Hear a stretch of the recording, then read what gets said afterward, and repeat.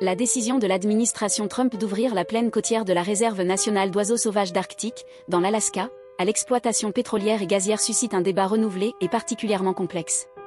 Cette mesure, finalisée jeudi, ouvre la voie à de futures ventes de terrain dans cette réserve de 1,5 million d'acres, une zone considérée comme sacrée par les peuples Gwich'in autochtones et essentielle à la survie d'un troupeau de caribous sur lequel ils comptent. Cela satisfait une promesse longtemps tenue par l'administration précédente, mais elle a également rencontré une opposition importante de groupes environnementaux et de chefs de tribus qui craignent les conséquences pour la faune et le patrimoine culturel. Cette décision a été facilitée par un projet de loi adopté en été, comprenant des réductions d'impôts et des coupes budgétaires, ainsi que la réouverture de terrains mis en vente et annulés par l'administration précédente. Un juge fédéral s'était précédemment opposé aux tentatives de l'administration Biden pour annuler ces permis, et bien qu'une récente vente de permis n'ait produit aucun enchérisseur, la détermination de l'administration à poursuivre est claire.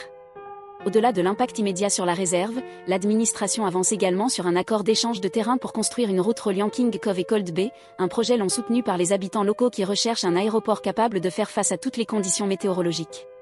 Cependant, ce plan fait l'objet de défis juridiques, avec des préoccupations soulevées quant à son impact potentiel sur les oiseaux migrateurs. En fin de compte, cette décision souligne une tension fondamentale, celle de concilier le développement économique avec la préservation d'une zone naturelle d'importance mondiale, et les voix de ceux dont les vies et les traditions sont inextricablement liées à son destin. C'est une histoire qui est encore en cours d'écriture, et qui aura des conséquences durables. Souhaitez-vous vous abonner pour recevoir des mises à jour sur cette et d'autres histoires importantes sur l'environnement et la politique ? Et n'hésitez pas à partager vos réflexions. Quelle est, selon vous, la composante la plus critique de cette situation ?